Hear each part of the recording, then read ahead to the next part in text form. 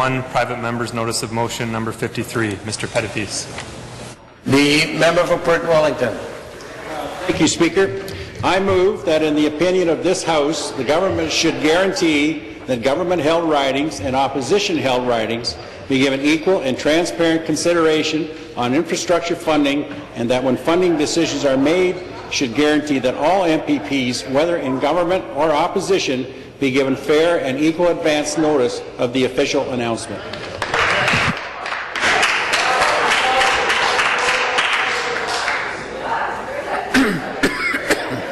Mr. Pettapiece has moved private member's notice of motion number 53. Pursuant to Standing Order 98, the member has 12 minutes for his presentation. The member for Perth-Wellington. Thank you, Speaker. Speaker, since I was elected in 2011, I have made it my priority to speak for the municipalities I represent. Having served as a municipal councillor, I know that municipalities need to build, maintain, and manage their infrastructure. They know what they need and when they need it. They know they are accountable to their residents. They expect the province to be a partner. They know that provincial dollars are limited, but they expect them to be invested fairly. They expect a transparent process, one that respects their staff time and their budget. Finally, they expect the process to be untainted by politics, because no riding, no municipality, and no taxpayer should ever be punished for their voting history or the political stripe of their MPP. These principles underpin my resolution. They should not be controversial, and that's why I'm asking for all-party support. But it's regrettable, Mr. Speaker, that this debate is even necessary. It's necessary because municipalities' expectations of fairness are too often not being met.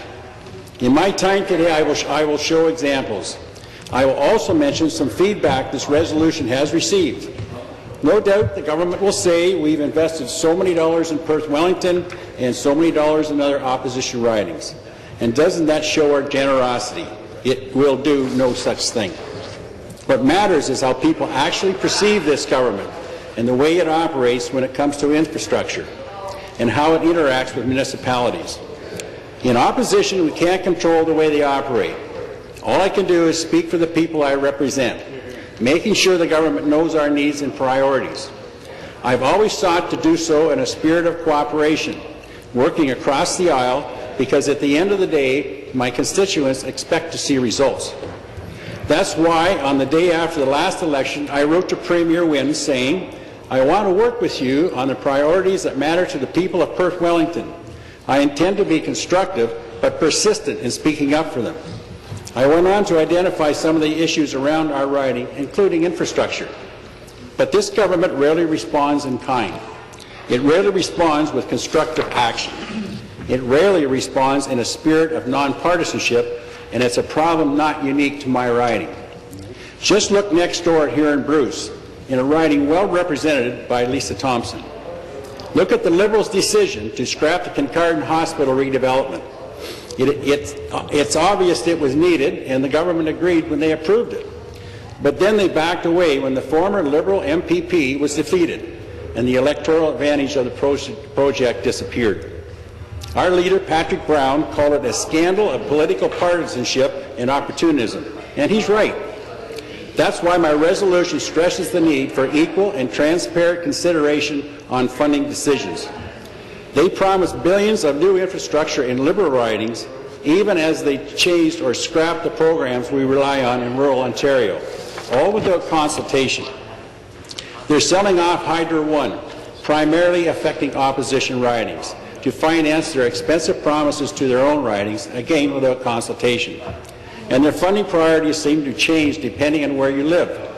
Waterloo Region LRT is partially funded, while Hamilton's LRT is fully funded. They scrapped the Connecting Links program, which they finally promised to bring back, but with few details and a fraction of what it used to be. OMPF funding is another example affecting nearly every municipality I represent.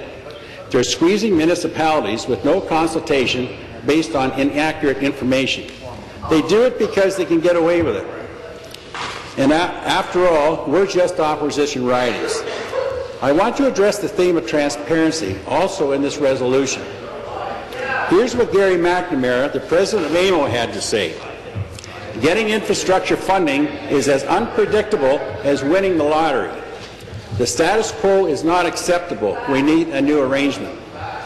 I want to recount an experience from the County of Wellington, which I represent. In January, the government asked the county why they didn't apply to the Small Communities Fund. Their response reads in part, Wellington County has provided an expression of interest to the province on at least 3 prior application processes, and were not successful in passing the initial screening test. It continues, putting together these applications requires significant staff resources.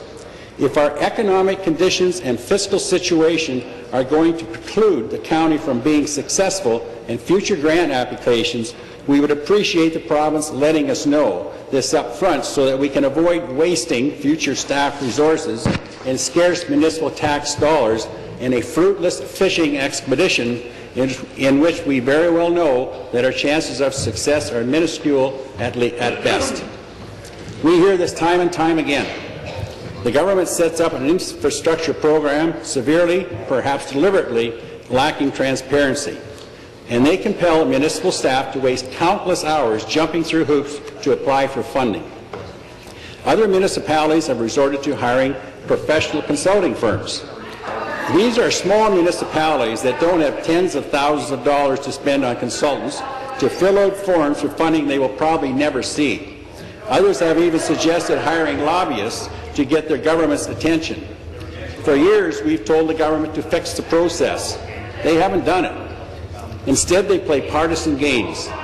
In March, for instance, the Deputy Premier came to Perth-Wellington to meet with the mayors in our riding. Understandably, they wanted to discuss infrastructure. They wanted to know why the Liberals cancelled the Connecting Links program, something the Deputy Premier apparently knew nothing about. They wanted to know why the province was starving them of OMPF funding without the promised offsets. Who organized and attended these meetings? Not the Deputy Premier's staff. That job went to the unelected former Liberal candidate, who the Minister of Agriculture must have given the day off. I later wrote to the Deputy Premier to reiterate the municipality's concerns, which I've been raising for a very long time. Of course, the Deputy Premier didn't respond. But here's the worst part. When the media asked the Deputy Premier about her meeting with the mayors, she said, and I quote, "I just wanted to connect with them and hear what is top of mind for advice for the province. They had a lot of advice," she chuckled. "We had a really good meeting," she went on to say, "and if John Wilkinson was still the MPP here, he would have a chance to have meetings like that." I spoke to the participants, Mr. Speaker, and they couldn't believe it. They were also surprised that she would invite the unelected Liberal candidate to the meeting, but not the elected MPP. Not right. When the Deputy Premier, with the former Liberal candidate, on the taxpayers' dime, meets with elected mayors to discuss infrastructure, and when she says, in effect, she would include a Liberal MPP but ignore an opposition MPP, she reveals her government's true attitude. She confirms every suspicion that this government is playing partisan games with infrastructure. She confirms this government is treating public money as Liberal money. She confirms that this government will be so partisan that it would actually punish municipalities in opposition ridings. That is shameful, Mr. Speaker, absolutely shameful. I want to move on to the final part of my resolution, that all MPPs be given fair and equal advance notice of funding announcements. This isn't happening. Instead, the Liberals from nearby ridings are traipsing into opposition ridings to announce funding. In August, the member for Cambridge, PA to the Minister of Transportation, announced social service funding for my riding. The news release came not from the ministry, but from the constituency office in Cambridge. The Office of the Minister of Community and Social Services told us, and I quote, "We just give a bit of a heads up to our members to share the good news." In November of last year, the government didn't even use an MPP. They went straight back to their unelected former Liberal candidate to announce public money. They were content to have the elected MPPs read about it in the paper. In Simcoe Grey, the member was told he could not speak at an infrastructure announcement in his own riding. Instead, they sent a Liberal to take credit.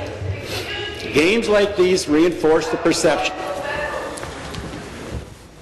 If the member from Barrie can't stop, I would have to warn you.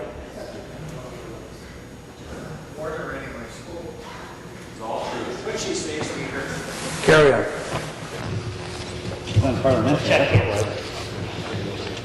In Simcoe Gray, the member was told he could not speak at an infrastructure announcement in his own writing. Instead, they sent a Liberal to take credit. Games like these reinforce the perception, many believe the reality, that opposition ridings are unfairly disadvantaged. I want to move on to the feedback we've received on this motion. It comes from organizations like the Ontario Good Roads Association. It comes from 115 municipalities and counting that endorsed this resolution. They are from PC, NDP, and even Liberal ridings. Essex County Warden Tom Bain was quoted, "It appears now that the funding is going to some areas and others are getting very little funding." Elgin County's resolution states, "It is critical that applications be evaluated based on merit and not on the political affiliation of a riding's MPP." In Perth-Wellington, this resolution enjoys support from the County of Perth, the City of Stratford, the Township of Perth East, the Township of North Perth, the Town of St. Mary's, the Township of Mapleton, and the Township of Wellington North. The Town of St. Mary's resolution states that the Council for the Town of St. Mary's expects Southwestern Ontario to receive its fair share and nonpartisan share of the Moving Ontario Forward infrastructure investment. Mayor Walter McKenzie of West Perth wrote to me about infrastructure criteria that penalizes agricultural communities and those that demonstrate sound fiscal management. The assumption that agriculturally based municipalities are more well off financially based on limited economic indicators is a myth. I appreciate the Mayor's comments. It's encouraging that so many mayors have gone on record to support this resolution. What's interesting is what people are saying off the record. One mayor who asked to remain unnamed said this, I fully support your efforts and agree a per capita formula is more transparent and avoids the politics of government versus opposition members. Another municipal representative said this, I hope you'll understand that we have a few things ongoing with the province and don't want to jeopardize this dialogue at the present time. It's a real shame that any municipal councillor standing up for their constituents would feel constrained from speaking publicly about this matter.